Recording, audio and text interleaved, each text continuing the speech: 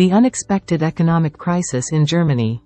Today, Germany is famous not only for its extraordinary technological prowess, but also for its big beer mugs, sausages, and its solid history. Germany has recently surpassed a stagnant Japan to become the world's third largest economy after China and the United States. One of the main engines of this economic success is its ability to produce high-end manufactured goods. Of course, there are also the cars, but these actually make up a surprisingly small part of Germany's overall manufacturing output and an even smaller part of its exports. This is because Germany is a world leader in a wide range of engineered products, from airplanes to medical equipment to the smelting mills used for nuclear power. Basically, if something needs to be done right, it's likely made in a German factory. There is a long list of internal and external challenges putting pressure on German industry such that, at the very least, many economists and commentators predict Germany could entirely lose its industrial dominance. This is a significant statement implying major shifts in domestic, regional and, frankly, global trade, but even if it came to pass it may not be all that bad for the world's third largest economy. To understand why, several key questions need to be answered.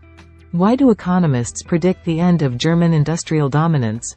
What is happening now? And finally, why might this actually be good for Germany? If you appreciate the video, we invite you to subscribe to our channel and support us with a donation. Thanks to your help, we will be able to continue producing high-quality content and constantly improving our channel. You can do it here below, through the appropriate buttons, subscribe, and thanks. Workers across much of Europe are striking and it's easy to sympathize with their plight. As the world opens up to greater global cooperation and goods and services are traded more freely between countries around the world, there is a general trend of countries doing what they know how to do best. Countries like China, with its massive and relatively capable industrial workforce, prime positioning for trade, and accommodative political system towards rapid expansion, have become a global hub of low-cost production. Singapore, despite being tiny in size and having a relatively small population, has developed an incredibly robust political system and sits right at the center of the world's busiest trade routes, making it a highly competitive destination for business and provisions. These economic features bring about what's called a comparative advantage. As hard as Singapore might try, it doesn't have the land or workforce to compete with China's industrial might. Similarly, without a fundamental change in national governance, it's unlikely international companies would shift operations to China due to high political risks. In short, China has a comparative advantage in producing basic manufactured goods, while Singapore has a comparative advantage in producing financial services. This is because Singapore can buy low-cost consumer goods from China and Chinese shipping companies can use Singapore as a transit point and place to manage international finance. On an individual level, people have become wealthy by specializing in the roles they excel at in their economies and trading with one another, allowing other countries to do the same. Most people don't know what to make of themselves, but can use the money earned from their specialized labors to have a doctor operate on them, and that's fine. Free trade and the use of comparative advantage essentially allows the whole national economy to do the same thing. The highly specialized role of the modern economy is one of the main reasons the world is so wealthy today. However, issues can arise on a national scale. On an individual level, in the economic sphere there are authorities and institutions, especially in developed and politically stable countries, to resolve conflicts. Globally, there is no such thing. There are mediating bodies like the World Trade Organization, WTO, and the UN, but if one country decides to cut off trade with another there isn't much that can be done about it short of declaring war. The issue of occupying a valuable position in global trade without being overly reliant on it is particularly important for Germany, which has a unique advantage. Germany has a highly skilled workforce, particularly in engineering and manufacturing, favorable geographic positioning within Europe, and access to very cheap energy over the past 20 years. It therefore has a strong comparative advantage in producing high-end industrial goods.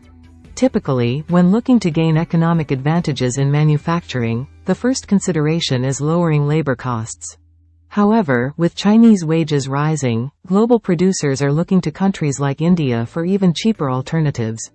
Germany has some of the highest paid workers in the world. However, labor cost isn't as important as you might think depending on the type of manufacturing industry. Most German industries rely on highly developed machinery and tooling for production. Alternatively, they produce so much value that the difference between paying $2 an hour versus $50 an hour has a minimal effect on the final price.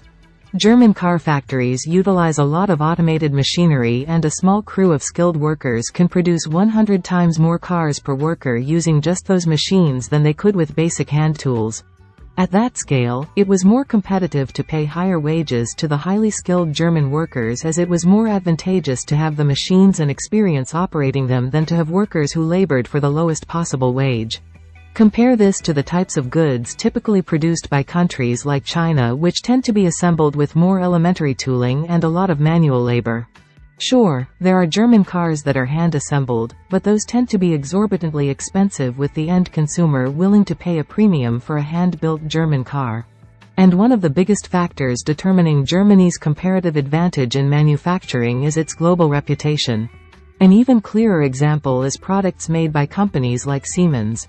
Sure, it's a terrible name to put on a YouTube video, but it's still one of the country's largest manufacturers. Siemens makes reactor cores and everything related to them.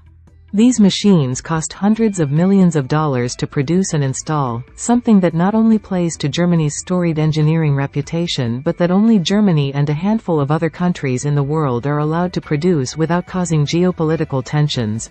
The high cost of German labor isn't an issue, as the labor cost of these machines is minuscule by comparison. For Germany's highly mechanized industries, other factors of production costs like energy are more important. Indeed, from the mid-1990s onward, they were able to pipe in incredibly cheap natural gas directly from Russia and Norway, which hold some of the world's largest reserves. The past couple of years have clearly been problematic, with spiking energy costs having a greater impact on German manufacturing than rising wages. The energy crisis has hit many German businesses hard.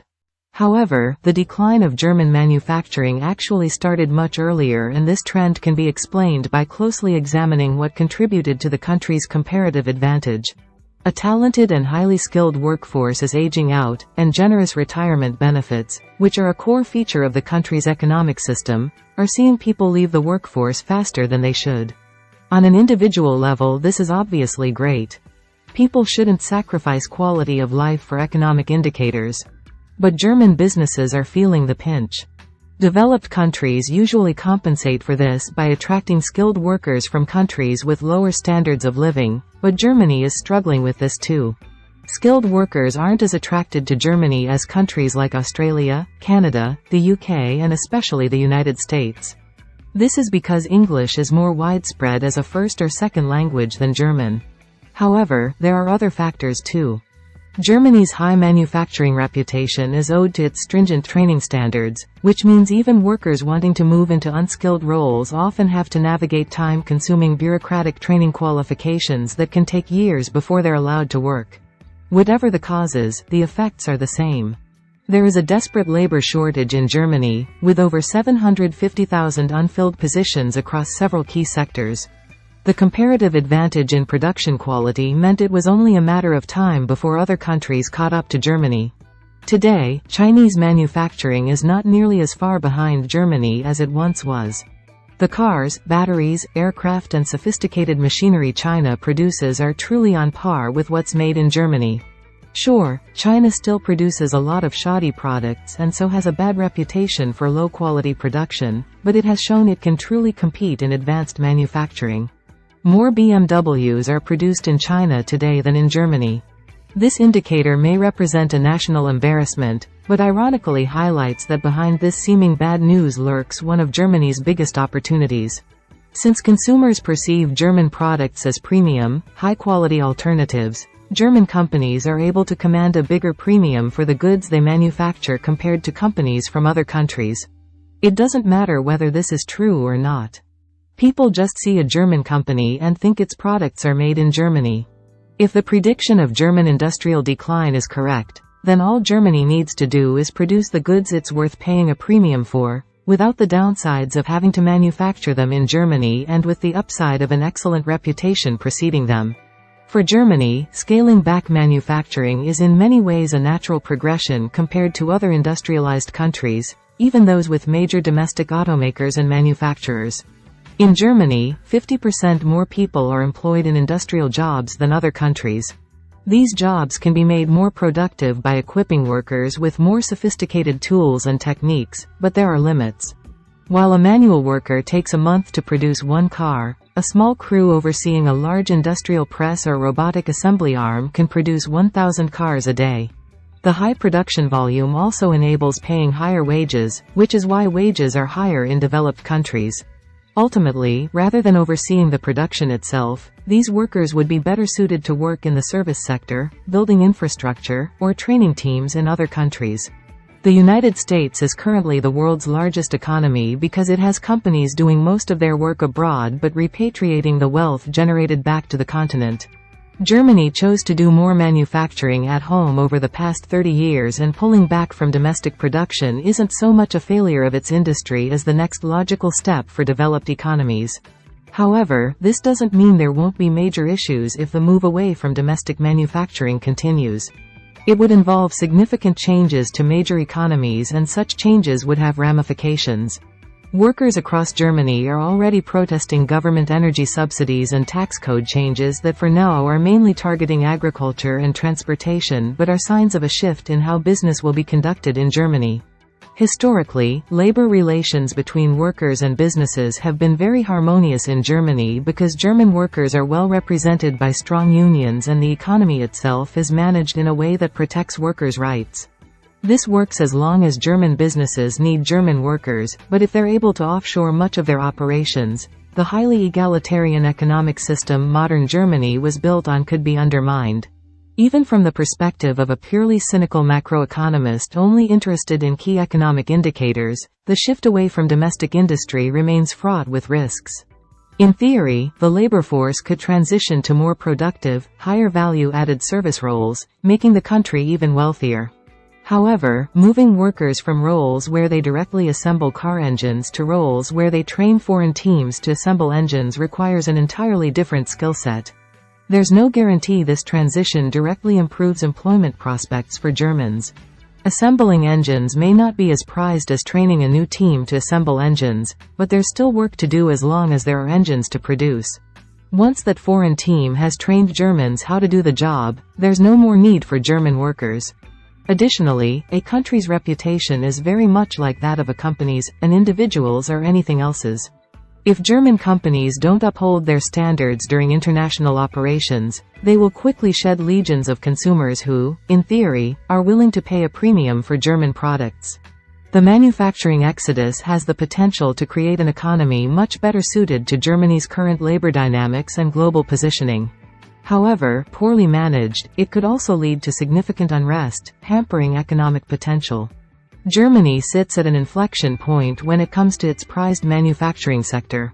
The decisions made over the coming years will determine whether its run as an industrial powerhouse was the beginning of a new era or the end of an old one. Feel free to leave a comment so that we can improve the content.